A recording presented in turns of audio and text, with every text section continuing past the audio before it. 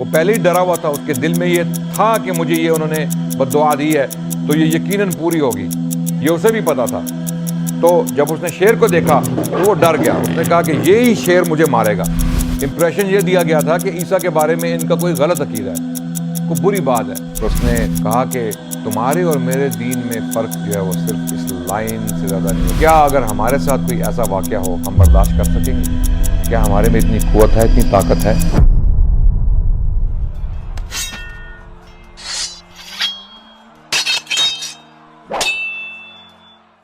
بسم اللہ الرحمن الرحیم، الحمدللہ والصلاة والسلام علی رسول اللہ، اما بعد، اعوذ باللہ السمیع العلیم من الشیطان الرجیم، بسم اللہ الرحمن الرحیم، وما ارسلناک الا رحمۃ للعالمین، وقال رسول اللہ صلی اللہ علیہ وسلم بلغوا عنی ولو آیا۔ آپ سب کے سامنے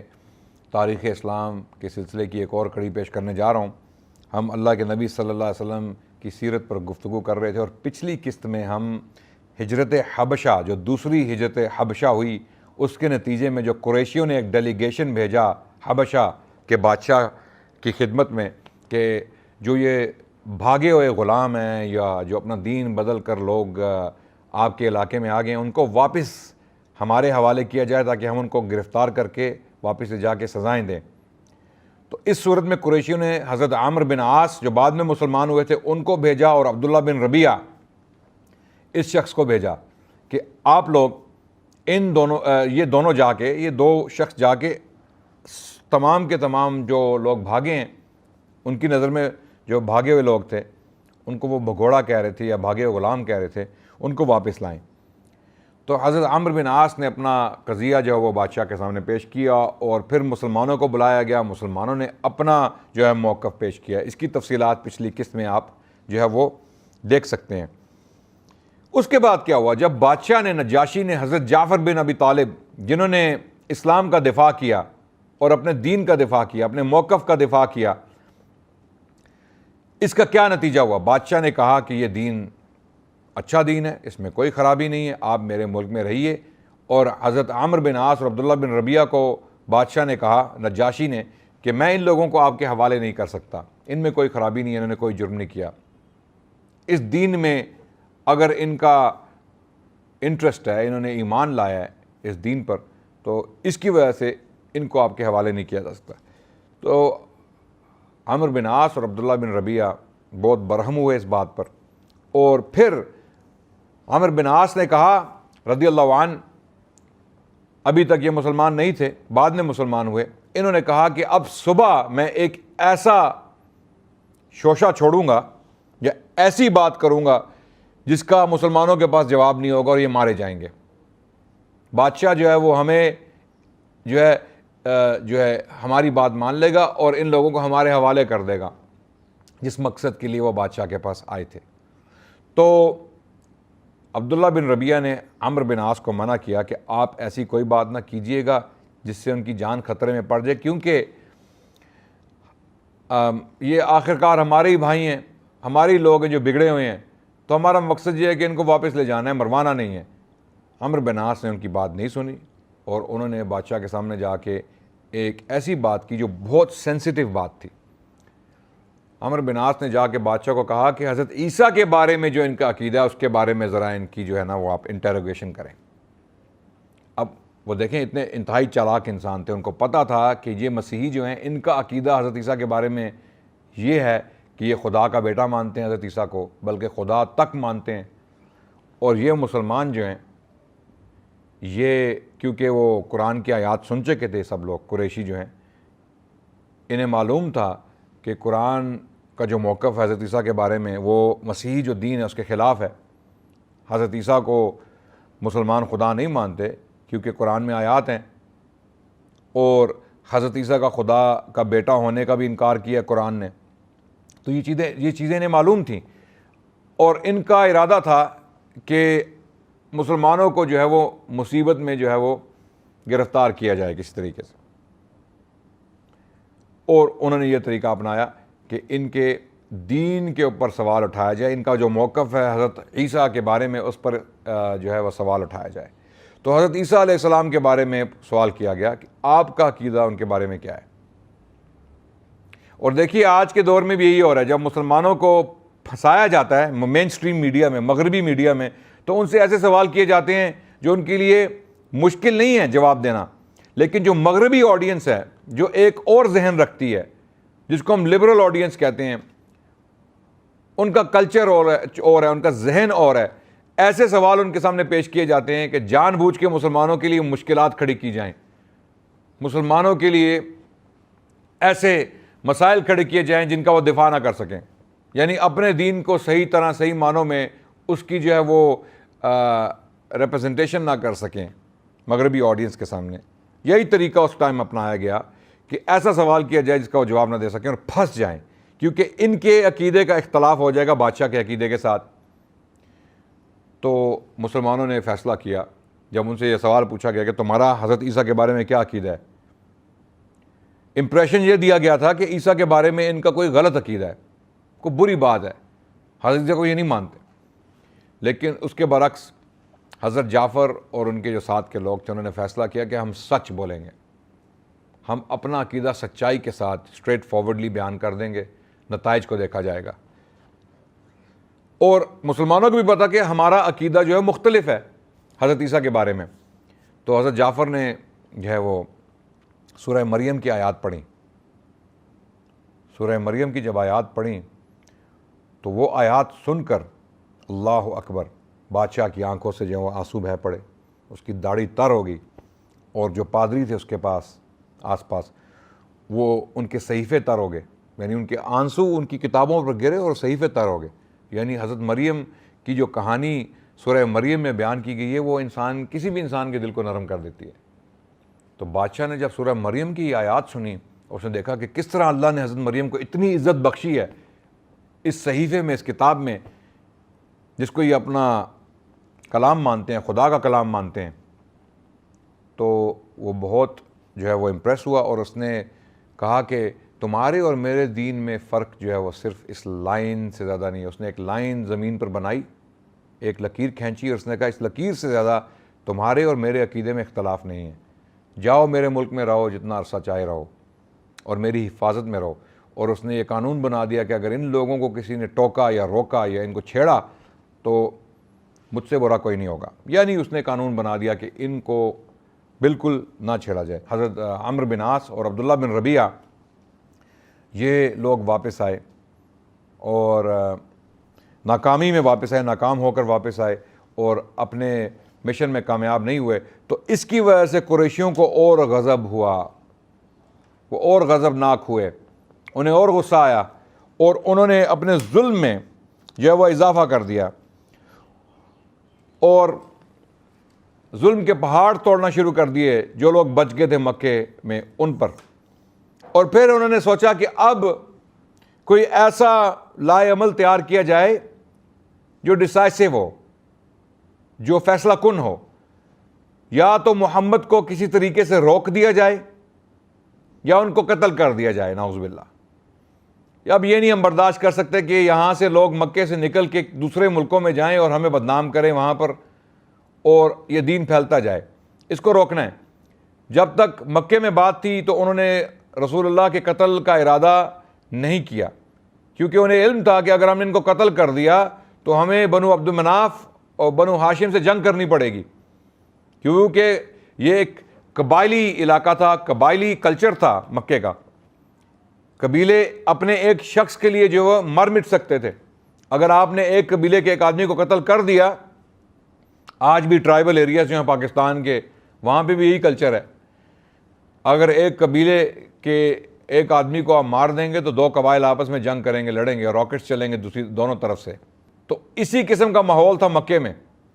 کہ آپ کسی ایک قبیلے کے بندے کو چھیڑیں گے تو پورا قبیلہ جو ہے وہ آپ پر حملہ کرے گا، اور جب پورا قبیلہ آپ پر حملہ کرے گا تو اس شخص کا قبیلہ بھی اس کے دفاع کے لیے آئے گا۔ تو اس لیے رسول اللہ صلی اللہ علیہ وسلم کی زندگی جو ہے وہ اب تک محفوظ تھی۔ لیکن اب کیونکہ یہ لوگ باہر چلے گئے، ہجرت کر کے حبشہ چلے گئے، حالات بدل گئے، تو قریشیوں نے یہ ارادہ کیا کہ اب کسی طریقے سے محمد کو روکا جائے، انف از انف، بہت ہو گیا، اب ہم ماننے والے نہیں ہیں۔ تو وہ ابو طالب کے پاس گئے دھمکی دینے۔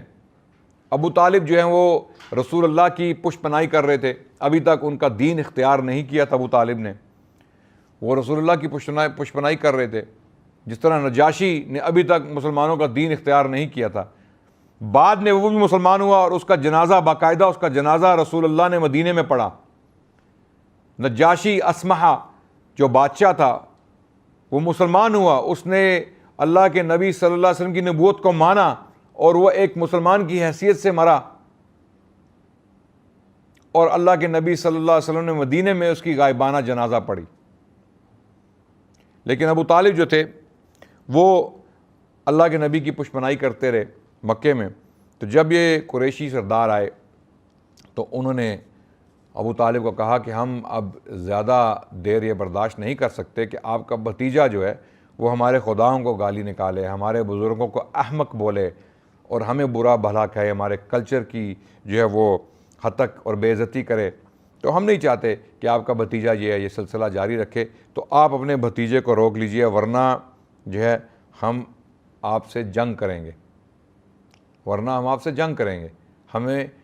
آپ جنگ پر مجبور مت کیجئے۔ جنگ سے مراد ہم آپ کے بھتیجے کو قتل کریں گے اور اس کے نتیجے میں آپ کے قبیلے کے ساتھ، بنو عبد مناف کے ساتھ، بنو ہاشم کے ساتھ ہماری جنگ ہو جائے گی۔ تو اس صورت میں یہی ہوگا کہ دونوں فریقوں میں سے ایک فریق مٹ جائے گا،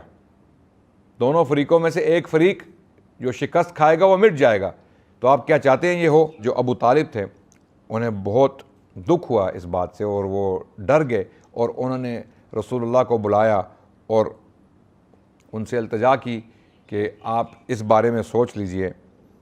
کہ اب میں زیادہ دیر یہ بوجھ نہیں اٹھا سکتا، میرے لیے آپ کو بچانا، آپ کی پروٹیکشن کرنا بہت مشکل ہو گیا ہے۔ تو اللہ کے نبی صلی اللہ علیہ وسلم یہ سن کر بولے کہ اے میرے چچا، اگر وہ میرے دانے ہاتھ پر سورج رکھ دیں اور بائیں ہاتھ پر چاند رکھ دیں، یہ پیغام، یہ رسالت کا پیغام جو ہے میں نہیں چھوڑ سکتا۔ یا تو یہ پیغام پھیل جائے گا اور اللہ اس کو کامیابی بخشیں گے، یا میں اس پروسیس میں مارا جاؤں گا یا میں فنا ہو جاؤں گا، لیکن یہ پیغام، یہ کام میں نہیں چھوڑ سکتا جس کی رسپانسبلٹی اللہ نے مجھے دی ہے۔ تو ابو طالب یہ بات سن کر بہت ان پر اثر ہوا اور انہوں نے اپنے بھتیجے رسول اللہ صلی اللہ علیہ وسلم کو کہا کہ میں تمہارے ساتھ ہوں، تم جو چاہو کرو۔ اور پھر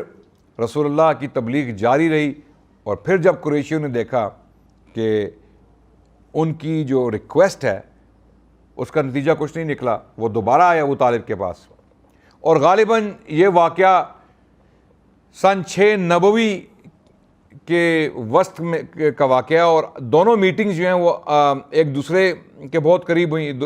یعنی دونوں میٹنگز کا جو وقت ہے وہ زیادہ نہیں ہے۔ پہلے ایک میٹنگ ہوئی ابو طالب کے ساتھ، پھر یہ دوسری میٹنگ ہوئی قریشیوں کی، جس میں انہوں نے ایک اور تجویز پیش کی۔ انہوں نے ولید بن مغیرہ کا ایک لڑکا جس کا نام عمارہ تھا، ولید بن مغیرہ کا ایک خوبصورت بیٹا انہوں نے اپنے ساتھ لیا جس کا نام عمارہ تھا۔ وہ اس بچے کو ابو طالب کے پاس لائے اور انہوں نے یہ تجویز پیش کی کہ آپ یہ بچہ لے لیجئے، خوبصورت جوان، آپ اس کو اپنے پاس رکھیے، اور اس کے عوض، اس کے بدلے ہمیں محمد کو قتل کرنے دیجئے۔ یعنی وہ ایک پلان بنا کے دوبارہ آئے ابو طالب کے پاس۔ پہلی میٹنگ کا نتیجہ کچھ نہیں نکلا، محمد صلی اللہ علیہ وسلم، اللہ کے نبی اسی طرح تبلیغ کرتے رہے جس طرح وہ پہلے کرتے تھے، اور انہیں پتہ چل گیا قریشیوں کو کہ ہماری جو پہلی دھمکی تھی اس کا اثر ابو طالب پر کچھ نہیں ہوا، اور محمد اسی طرح جو ہے وہ تبلیغ کر رہے ہیں۔ تو دوسری بار جب وہ آئے تو ایک بچہ اپنے ساتھ لائے، خوبصورت جوان بچہ، کہ آپ اس کو رکھ لیجئے۔ ولید بن مغیرہ نے اپنا بچہ ڈونیٹ کر دیا، یعنی آپ کے حوالے کر دیا، آپ یہ بچہ رکھ لیں، اس بچے کے عوض اپنا بچہ محمد اس کو ہمارے حوالے کر دیں تاکہ ہم اسے قتل کر دیں۔ تو ابو طالب بہت برہم ہوئے، انہوں نے کہا کہ یہ کیسی تجویز ہے؟ آپ چاہتے ہیں کہ میں آپ کا بچہ لے کر اس کی پرورش کروں، اس کی کفالت کروں، اس کو پالوں، جبکہ آپ میرا بچہ لے کے قتل کر دیں؟ یعنی دونوں صورتوں میں میرا نقصان، پہلی صورت میں آپ کا بچہ پالوں، اور دوسری صورت میں یعنی جو آپشن دے رہے ہیں آپ مجھے، اور وہ میرا بچہ آپ قتل کر دیں، یعنی دونوں صورتوں میں میرا نقصان۔ تو مطعم بن عدی، جنہوں نے بعد میں ایک دفعہ رسول اللہ کو پناہ بھی دی طائف کے واقعے کے بعد، وہ بولے اور انہوں نے کہا کہ یہ بہت اچھا ایک سلوشن ہے ابو طالب، آپ اس کو مان لیجئے۔ ابو طالب نے کہا یہ سولوشن بالکل اچھا نہیں ہے، یہ ناانصافی ہے اور یہ نہیں ہو سکتا، آپ بالکل بھول جائیے کہ اس قسم کی کوئی جو بے ہدا تجویز میں تسلیم کروں گا۔ تو ابو طالب نے ریفیوز کر دیا، انہوں نے ان کو بھیج دیا کہ میں یہ تجویز تسلیم نہیں کر سکتا۔ اللہ اکبر! یعنی اس قسم کے حالات کا سامنا تھا اللہ کے نبی صلی اللہ علیہ وسلم کو۔ میں آپ کے سامنے یہ حقائق اس لیے پیش کر رہا ہوں کہ آپ کو سمجھ آئے کہ اللہ کے نبی صلی اللہ علیہ وسلم نے تبلیغ ایسے نہیں کر دی کہ انہوں نے آ کے بیان کیا اور لوگوں نے تسلیم کر لیا اور ان کے رستے میں کوئی جو ہے مشکلات نہیں آئیں، بلکہ اللہ کے نبی صلی اللہ علیہ وسلم نے بہت سخت وقت دیکھا۔ اب اس کے بعد جو ہے وہ اللہ کے نبی کی قتل کی تجویز پیش کی گئی اور ان پر جو ہے وہ باقاعدہ حملے ہونے لگے۔ قریشی جو ہیں وہ بہت تنگ آ گئے، ابو طالب کو دھمکی کا بھی کوئی نتیجہ نہیں نکلا اور دوسری تجویز کا بھی کوئی نتیجہ نہیں نکلا۔ تو اب کچھ قریشی جو ہیں وہ صبر کھونے لگے اور انہوں نے اللہ کے نبی صلی اللہ علیہ وسلم پر فزیکل باقاعدہ حملے شروع کر دیے، اور اس میں یہ ہوا کہ ابو لہب کا ایک بیٹا تھا جس کا نام عتیبہ تھا، نے آ کر اللہ کے نبی صلی اللہ علیہ وسلم پر کہا کہ میں والنجم اذا ہوا ثم دنا فتدلی، میں کفر کرتا ہوں، میں اس کو نہیں مانتا، یعنی تمہاری کتاب کو، تمہارے خدا کو نہیں مانتا، اور پھر اس نے اللہ کے نبی صلی اللہ علیہ وسلم پر تھوک دیا۔ یہ اسی دوران، یہ انہی دنوں کی بات ہے جب یہ سارے واقعات ہو رہے تھے حضرت ابو طالب کے ساتھ، اور اس کے بعد کے جو واقعات ہیں یہ جب وہ دوسری تجویز لے کے گئے، تو یہ انہی دنوں کی بات ہے کہ عتیبہ جو ابو لہب کا بیٹا تھا اس نے یہ حرکت کی۔ تو رسول اللہ صلی اللہ علیہ وسلم نے اس حرکت کے بعد جو ہے وہ اس کو بد دعا دی اور کہا کہ اے اللہ اس پر اپنے کتوں میں سے ایک کتا چھوڑ دے۔ جب اس نے یہ بد دعا سنی تو اس کو یاد رہی، اور ان لوگوں کو یقین تھا کہ محمد ایک پاک باز، ایک اچھے انسان ہے اور ان کی دعا قبول ہوگی، اور یہ جگہ مکہ جو ہے یہ دعائیں قبول کرنے والی جگہ ہے،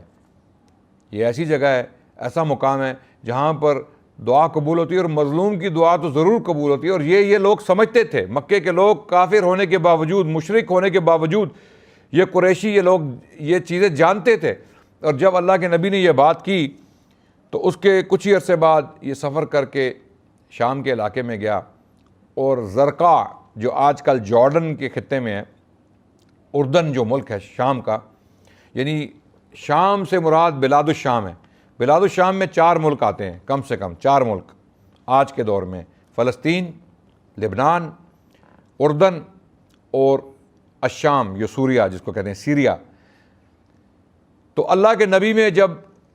لفظ شام استعمال کیا جاتا تھا تو اس سے مقصد یہ 4 ملک تھے، یہ خطہ جس پر روم کی حکومت تھی، بائزنٹین جو لوگ تھے ان کی حکومت تھی، جن کا دارالخلافہ قسطنطنیہ تھا۔ اس وقت قسطنطنیہ کا شہر تھا، اور قسطنطنیہ میں جو شہنشاہ تھا روم کا، رومن شہنشاہ، اس کی حکومت تھی شام کے علاقے میں، یعنی جارڈن کے خطے تک، فلسطین پر، جارڈن پر اور لبنان پر اور سوریہ پر اس کی حکومت تھی، اور یہ شام کا علاقہ سمجھا جاتا تھا۔ تو زرقاء جو آج کل جارڈن میں ہے، ایک شہر ہے، اس علاقے میں جب عتیبہ قریشیوں کے ساتھ موجود تھا تو ایک شیر دیکھا اس نے، شیر۔ بائی دا وے اس دور میں اس پورے علاقے میں شیر پائے جاتے تھے، آج شیر ختم ہو گئے ہیں، اب وہاں پر اب شام کے علاقے میں شیر نہیں پائے جاتے۔ آج سے 700-800 سال پہلے تک شیروں کی آبادی موجود تھی، بلکہ یہاں تک بتایا جاتا ہے کہ صلیبی جنگوں کے دوران کچھ مسلمان جو امراء تھے، جو لیڈرز تھے، وہ شکار کرتے تھے شیر کا باقاعدہ۔ اسامہ ابن منقذ ایک بہت مشہور مصنف تھے اس دور میں، جنہوں نے کتابیں لکھی صلیبیوں کے بارے میں۔ ایک کتاب انہوں نے لکھی کتاب الاعتبار، وہ شکاری تھے اور سلطان صلاح الدین ایوبی کے دور تک زندہ رہے، اور بڑی انٹرسٹنگ شخصیت تھے اسامہ ابن منقذ۔ ان کی کتابیں عربی میں تو موجود ہیں اور انگلش میں بھی ترجمہ ہو چکے ہیں ان کی ایک کتاب کا، کتاب الاعتبار۔ اور اس کتاب میں انہوں نے جو دیکھا صلیبیوں میں وہ بیان کیا، اور وہ ایک شکاری تھے، وہ شیر کا شکار کرتے تھے۔ یعنی اس دور میں بعد میں بھی شیر پائے جاتے تھے، لیکن اب وہ شیر ایکسٹنکٹ ہو گئے ہیں، یعنی مارے جا چکے ہیں، ان کی نسل کشی ہو چکی ہے اس علاقے میں۔ ابھی آپ کو شیر صرف افریقہ میں ملیں گے یا کچھ اور علاقے ہیں وہاں پر آپ کو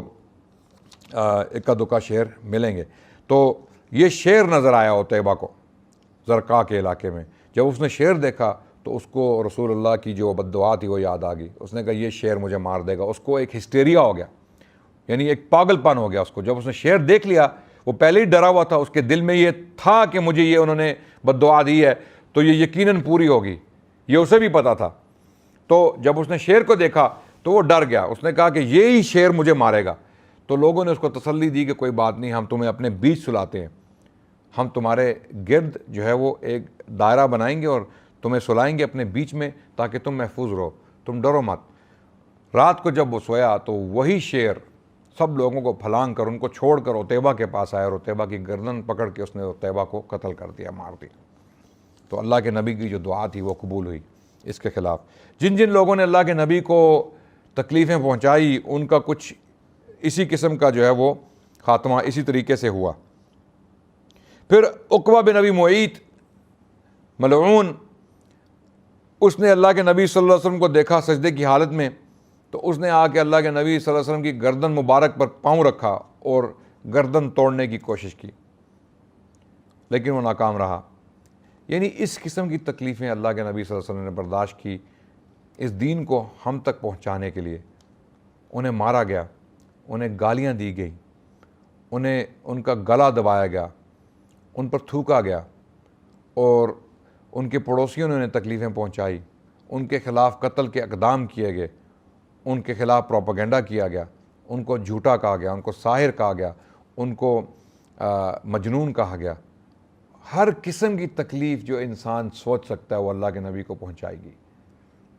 ہمارے لیے یہ لیکچر سننا بہت آسان ہے، میری زبان سے جو الفاظ ہیں وہ نکل رہے ہیں وہ بہت آسان ہے، لیکن حقیقت اگر آپ اپنے آپ پر یہ حقیقت اس کو امیجن کریں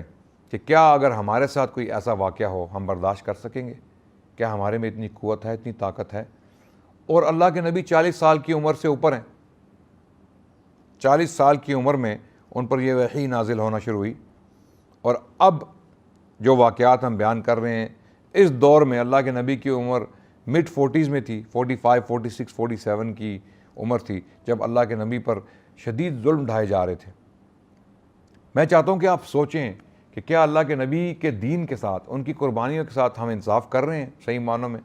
کیا ہم اللہ کے نبی صلی اللہ علیہ وسلم کی سیرت بھی اٹھا کے پڑھتے ہیں؟ ایک شخص کی قربانیوں کا جب آپ کو اندازہ ہی نہیں ہوگا تو آپ کو ان سے محبت کیسے ہوگی؟ اللہ کے نبی صلی اللہ علیہ وسلم نے فرمایا لا یؤمن احدکم حتی اکون احب الیہ من والدہ وولدہ والناس اجمعین، کہ تم لوگ صحیح معنوں میں ایمان نہیں لاؤ گے جب تک تمہیں مجھ سے محبت نہ ہو جائے اپنے ماں باپ، اپنی اولاد اور تمام انسانیت سے زیادہ۔ آپ اللہ کے نبی سے محبت کس طرح کر سکتے ہیں جب ان کے بارے میں آپ جانتے ہی نہ ہو، آپ کو یہی نہ پتہ ہو کہ آپ کے لیے انہوں نے کیا قربانیاں دی ہیں؟ آپ اپنے ماں باپ سے محبت کرتے ہیں کیونکہ ان کو آپ نے براہ راست دیکھا ہے، آپ کو پتہ ہے کہ آپ کی والدہ محترمہ آپ کے لیے کھانا بناتی ہیں، آپ کے کپڑے دھوتی ہیں، آپ کا خیال رکھتے ہیں، آپ کے والد تکلیفیں اٹھاتے ہیں، وہ گھر سے باہر جاتے ہیں، کام کاج کرتے ہیں تاکہ آپ کے لیے کھانا مہیا کر سکیں، آپ کے لیے پروویژنز لا سکیں تاکہ آپ ایک اچھی زندگی گزار سکیں، آپ کی فیسیں ادا کر سکیں اسکول کی۔ اسی لیے تو حرام ہے اسلام میں بڑے ہو کے بچے کا ماں باپ کو آنکھیں دکھانا، یہ ایک انتہائی قبیح عمل ہے اسلام میں، اور جس شخص نے ایسی حرکت کی، ماں باپ کے ساتھ بدتمیزی کی، اس کے لیے نجات کا رستہ بہت مشکل ہے۔ ہاں اگر وہ توبہ کر لے اور اپنا رویہ درست کر لے تو وہ شاید نجات پا جائے، لیکن اگر وہ اسی حالت میں مر جائے کہ وہ ماں باپ کے ساتھ بدسلوکی کرتا تھا تو اس کا ٹھکانہ یقیناً جہنم ہوگا، کیونکہ اللہ سبحانہ و تعالیٰ نے قرآن میں کئی آیات میں اس بات کی وضاحت کر دی ہے۔ تو ماں باپ کے ساتھ محبت کا حکم دیا گیا ہے، لیکن ان سے بھی زیادہ اللہ کے نبی سے محبت کرنی ہے۔ کیوں؟ کہ اللہ کے نبی نے اپنی عزت، جان، مال، اولاد، خاندان، امن، سکون سب کچھ قربان کر دیا اس لیے کہ یہ دین آپ تک پہنچ جائے، یہ دین ضائع نہ ہو۔ جب ابو طالب کو دھمکی دی گئی کہ ہم قتل کریں گے، محمد کو مار دیں گے صلی اللہ علیہ وسلم، تب بھی اللہ کے نبی صلی اللہ علیہ وسلم باز نہیں آئے، اور وہ اپنی قوم کو جانتے تھے کہ یہ بہت انتہائی خطرناک قوم ہے۔ قریشی جو ہیں وہ لڑاکے لوگ تھے، جنگ جانتے تھے،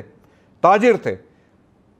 تاجر لوگ جو ہیں اس وقت اس دور میں جنگ کرنا سیکھتے تھے، کیونکہ ان کے قافلے جو ہیں وہ صحراؤں سے گزرتے تھے، بیابانوں سے گزرتے تھے، ان پر حملے ہوتے تھے، اور اس کے لیے ان کو جنگ سیکھنا،